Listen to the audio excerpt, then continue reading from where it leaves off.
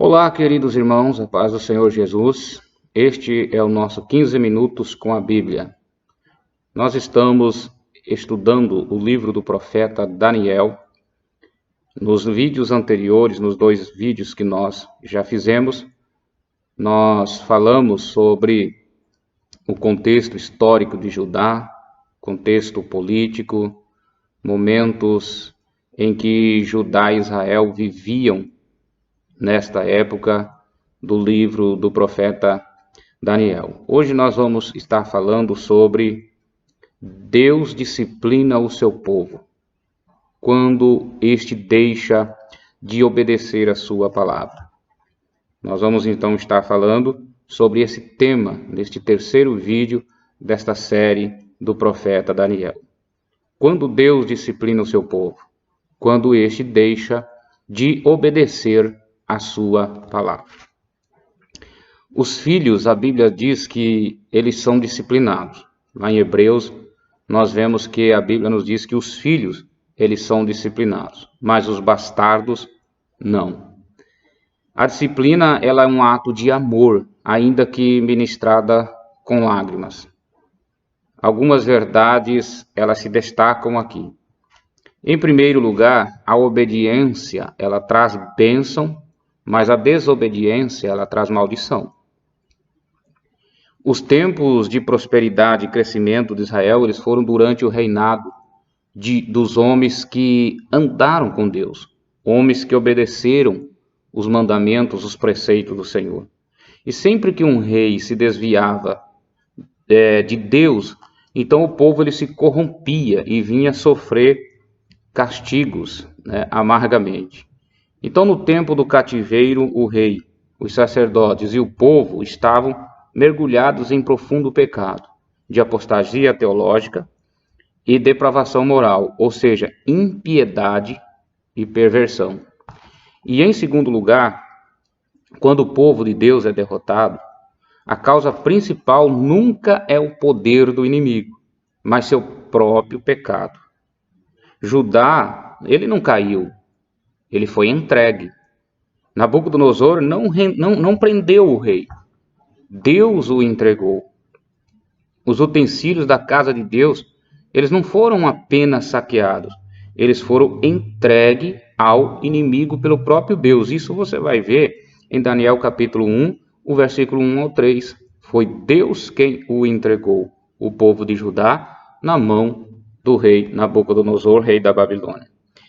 Stuart Olyott, ele diz assim: a cidade conquistada, o templo saqueado, os tesouros transportados e os cativos a chorar, tudo isso foi obra de Deus, destinada a cumprir os seus propósitos.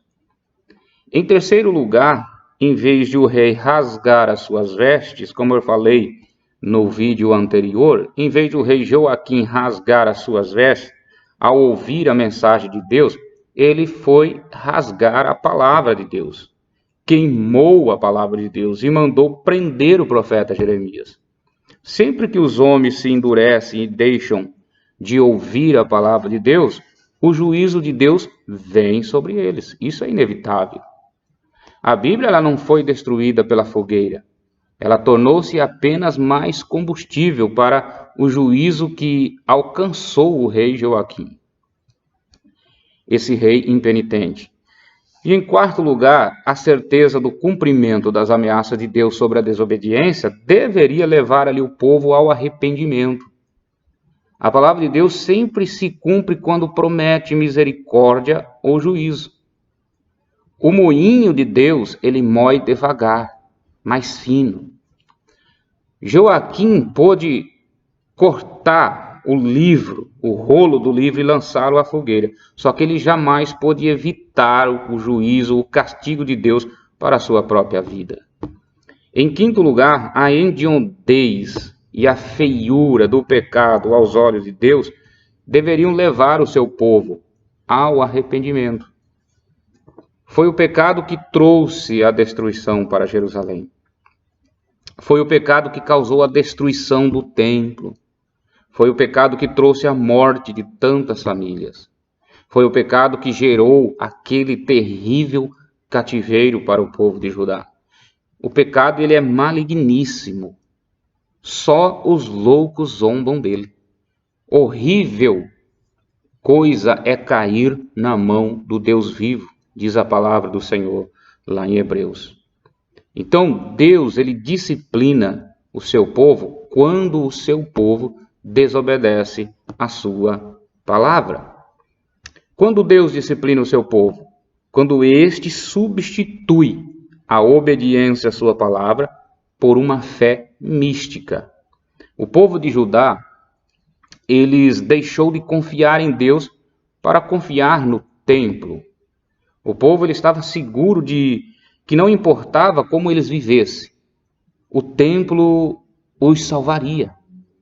Eles não aprenderam a lição da Arca da Aliança na guerra contra os filisteus. O povo de Israel trouxe, diz a Bíblia, a arca para o campo de batalha, pensando que Deus estaria com eles e lhes daria a vitória sobre quaisquer circunstância. Mesmo eles estando em pecado, mesmo eles estando em desobediência à palavra do Senhor como eles estavam, eles achavam que trazendo a Arca da Aliança para junto deles, isto resolveria o seu problema. Mas onde não há santidade, queridos, não há vitória. Onde há desobediência, sobrevém o juízo. E não a bênção de Deus. Os sacerdotes de Israel, os filhos de Eli, eles eram homens impuros, eles eram homens adúlteros, homens malignos. Eles lidavam com o sagrado, na verdade, mas só que eles eram profanos. Eles perderam o temor de Deus fazendo a obra de Deus. Qual foi o resultado disso? A Arca da Aliança, diz a Bíblia, que foi roubada. Os sacerdotes foram mortos e 30.000 homens morreram. De forma semelhante, Deus, ele mostra então ao povo de Judá que a confiança no templo não era um substituto para o arrependimento. O povo se reunia no templo ali e pensava que sua segurança estava em sua religiosidade em Deus. Se você ler lá em Jeremias capítulo 7, versículo 4, você vai ver isso. Orgulhavam-se do templo, mas vivia na prática do pecado todos os dias. Deus não tolera o pecado, querido, ainda que camuflado de uma religiosidade. Deus, ele derrama o seu juízo sobre o povo. Deus, ele derrama o seu juízo sobre o pecado, mesmo quando ele é praticado dentro do templo. Tá? Os vasos do templo, eles são profanados para esvaziar a falsa confiança daqueles que deixam de confiar na palavra de Deus para exercer uma fé mística.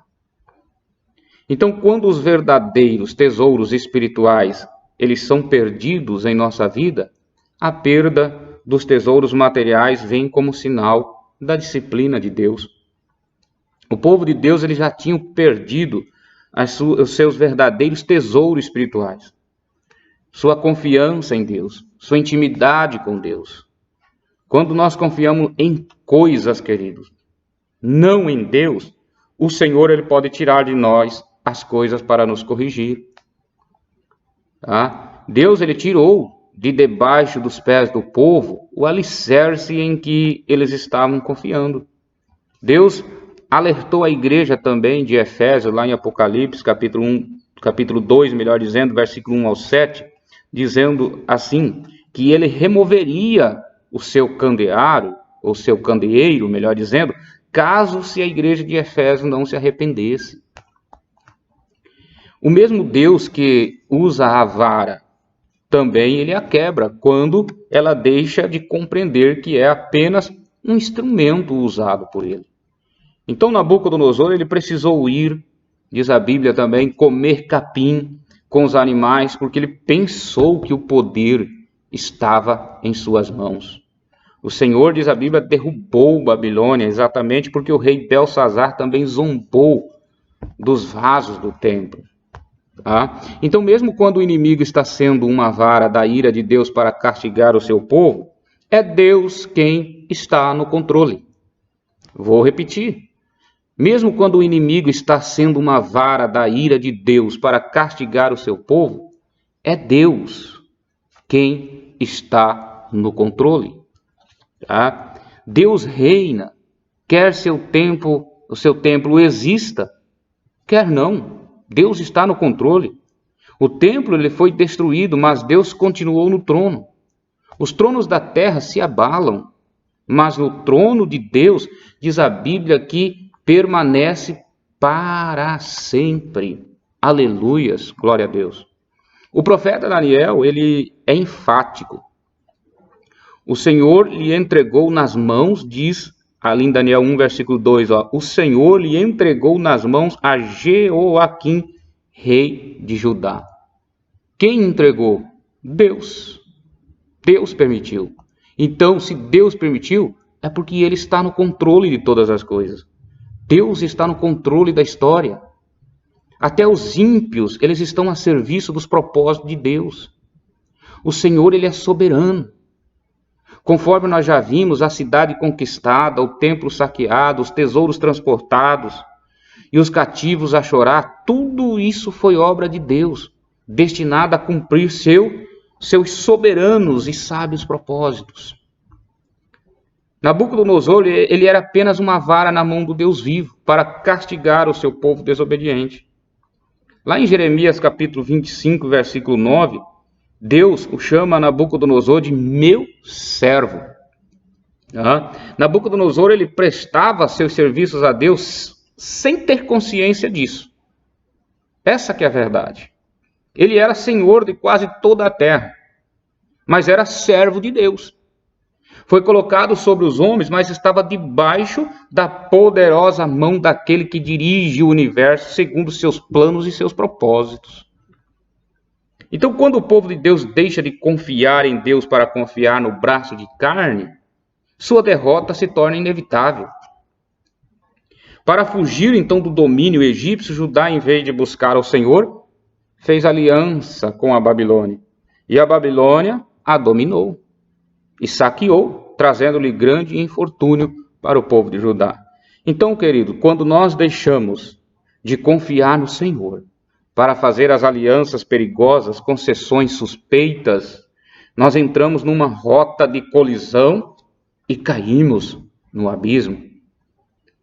Nenhum inimigo pode ser mais perigoso para nós que os amigos que tomam o lugar de Deus em nossa vida. Vou repetir, e se você quiser anotar isso, anota.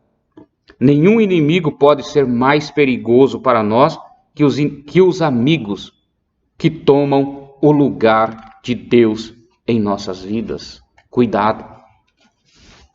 Deus disciplina o seu povo para mostrar que Ele está no controle de todas as coisas.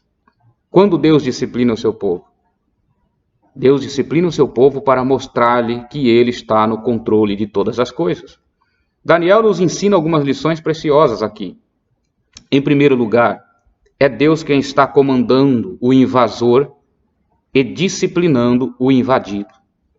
É Deus quem levanta reis e depõe reis. Levanta reinos e abate reinos. É o Senhor de toda a terra que levanta uns e abate os outros. O coração do rei está em suas mãos. Foi Deus que entregou o rei Joaquim e os vasos do templo na mão de Nabucodonosor. Os ímpios são apenas a vara da ira de Deus. Eles, porém, não sabem disso. Aquele que nada conhecem a Deus pode se transformar em instrumentos inconscientes da vontade divina.